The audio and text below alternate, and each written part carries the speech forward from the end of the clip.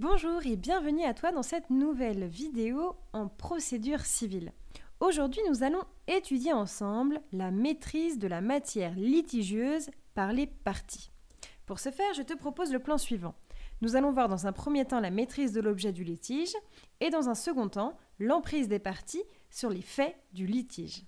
C'est parti! Tout d'abord, la maîtrise de l'objet du litige par les parties. Tu peux noter que la définition du litige signifie 3 points. Tout d'abord, la maîtrise absolue de la définition de l'objet. C'est l'article 4, alinéa 1 du Code de procédure civile qui le régit.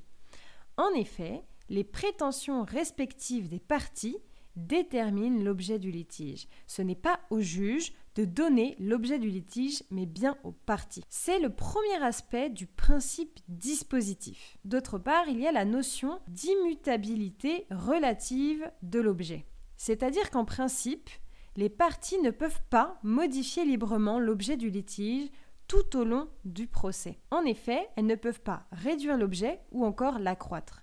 Et c'est la déduction faite par la jurisprudence de l'article 4 du Code de procédure civile. Bien sûr, quand il y a des principes, il y a des exceptions. C'est pourquoi on peut noter qu'il y a des possibilités de modification de l'objet par les demandes incidentes. Et ça, c'est l'article 4 du Code de procédure civile qui le régit. Ensuite, il y a l'indisponibilité pour le juge de définir l'objet du litige. Bien sûr, s'il y a le pouvoir absolu des parties sur la définition de l'objet du litige, on comprend bien que le juge ne peut définir le litige. Et on parle ici d'indisponibilité. C'est un terme important qu'il faut que tu retiennes. Le juge est lié par les conclusions prises devant lui et ne peut modifier les termes du litige dont il est saisi. L'article 5, quant à lui, donne l'interdiction de trancher ultra petit a ou infra petit a. C'est-à-dire que le juge ne peut pas trancher ultra petit a, donc de manière à restreindre l'objet du litige, ou infra petit a, qui viendrait élargir l'objet du litige. Le juge se doit aussi de respecter la hiérarchie des demandes. En effet, nous avons les demandes principales et les demandes accessoires. Donc, le juge se doit de respecter cette hiérarchie. Bien sûr, il y a des limites à l'indisponibilité pour le juge de définir l'objet du litige, car le juge a l'obligation de rechercher le véritable objet du litige. Maintenant, regardons l'emprise des parties sur les faits du litige.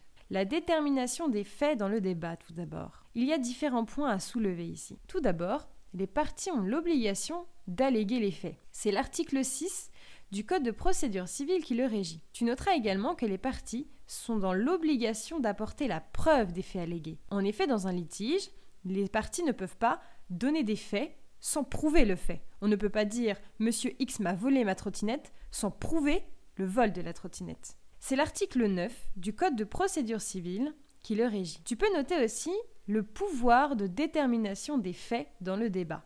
En effet, le juge est tenu par les faits du débat. Il ne peut pas venir apporter des faits nouveaux dont il aurait eu personnellement connaissance. C'est l'article 7 du Code de procédure civile qui le régit.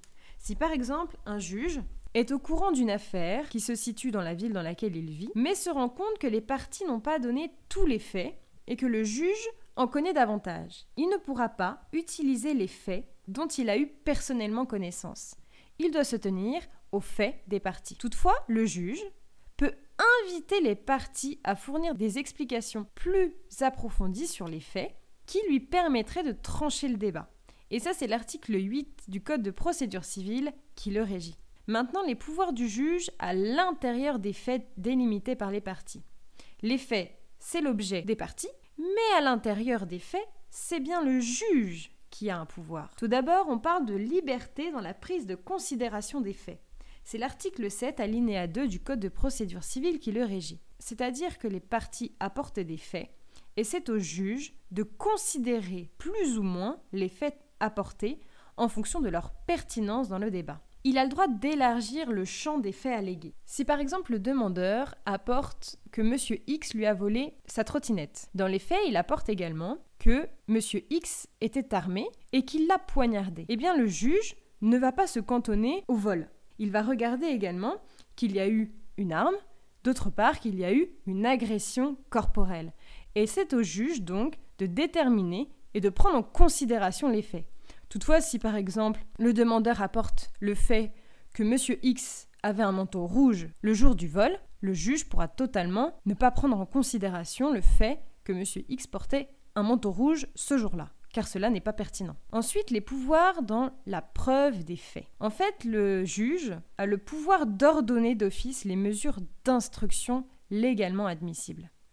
D'autre part, l'article 10 du Code de procédure civile donne le pouvoir au juge d'ordonner la preuve d'éléments que le juge estimerait de nature à l'éclairer. Enfin, le juge a le pouvoir d'émettre des injonctions en matière de preuve. En effet, il y a un devoir de coopération qui doit se faire entre le juge et les parties. C'est l'article 11 alinéa 1 du Code de procédure civile qui le régit. Ainsi, si le juge demande de faire un test de paternité et que la partie refuse de faire ce test de paternité, le juge pourra très bien en déduire que Monsieur X est donc le père s'il refuse de se soumettre à un test de paternité. Pour résumer maintenant, nous avons vu ensemble la définition de l'objet du litige par les parties. C'est le grand pouvoir des parties. Ensuite, nous avons vu l'immutabilité relative de l'objet du litige. À la fois, l'objet ne peut être modifié, mais dans certains cas, il le peut, comme dans les demandes incidentes. Ensuite, nous avons vu les pouvoirs limités du juge et enfin la coopération qui doit être opérée entre les parties et le juge. Voilà, j'espère avoir bien su t'aider. En tout cas, n'hésite pas à t'abonner pour suivre de nouvelles vidéos. À bientôt!